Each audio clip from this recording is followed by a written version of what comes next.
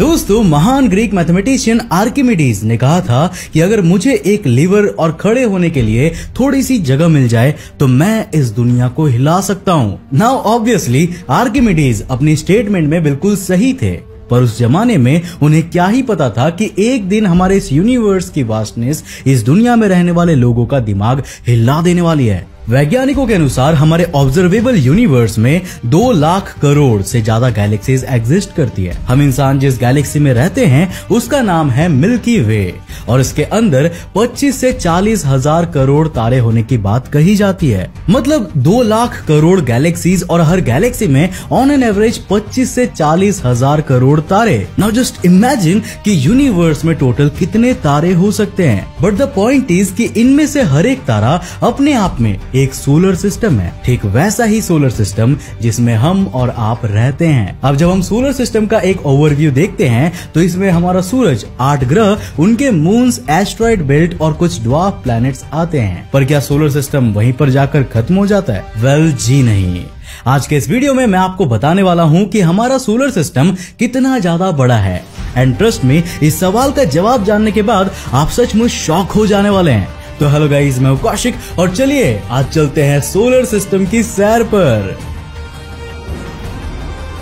दोस्तों, हमारे solar system की शुरुआत हमारे स्टार यानी कि सूरज से होती है। पृथ्वी से सूरज की दूरी करीब 15 करोड़ किलोमीटर है, जिसे एक एस्ट्रोनॉमिकल यूनिट यानी कि 1 AU कहा जाता है। अब अगर बात करें सोलर सिस्टम के फारदेस्ट नोन प्लैनेट नेपच्यून की, तो इसकी सूरज से डिस्टेंस 450 करोड़ किलोमीटर है। अब यार एस्ट्रोनॉमिकल टर्म्स में ये डिस्टेंस हुई 30 AU। अब अगर हम अपने सोलर सिस्टम को एक फुटबॉल फील्ड से कंपेयर करें तो हमारा सूरज इसके बीच में रखे एक कंचे के बराबर होगा। और अगर उस कंचे के बगल में एक मक्खी को बैठा दिया जाए तो उस जगह में मर्क्यूरी से लेकर नेपच्यून तक के सारे प्लैनेट्स आ जाएंगे। अब यहाँ मैं आपको याद दिला दूं कि पृथ्वी से मार्स तक जाने में हमें 7 से 8 महीनों का समय लगता है और नेपच्यून तक की जर्नी में तो कई साल लग जाते हैं। और सोलर सिस्टम के वास्टनेस के सामने ये डिस्टेंस एक मक्खी के बराबर है।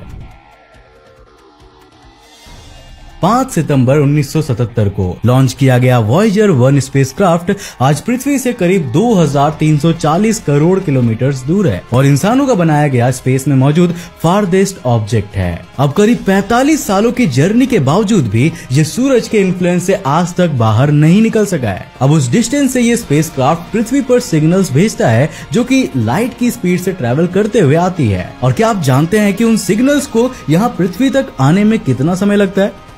वेल 21 घंटे से भी ज्यादा का समय। जी हाँ दोस्तों, अब इमेजिन करो कि सोलर सिस्टम कितनी दूरी तक फैला हुआ है।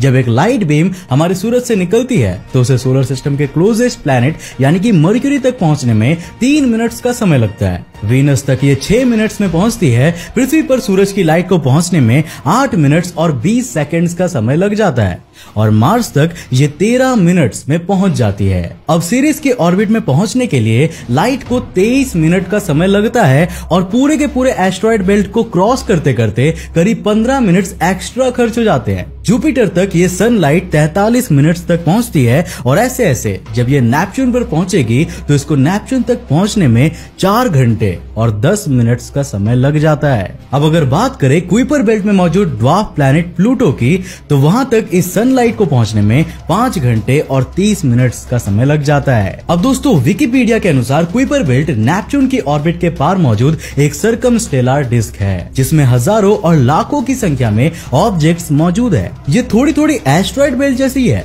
पर उससे कम से कम 20 गुना ज्यादा बड़ी है। नेपच्यून के पार मौजूद ऑब्जेक्ट्स को हम ट्रांस नेपच्यूनियन ऑब्जेक्ट्स कहते हैं और इनके बारे में मैं आपके लिए एक वीडियो पहले ही ला चुका हूँ। इस कुइपर बेल्ट को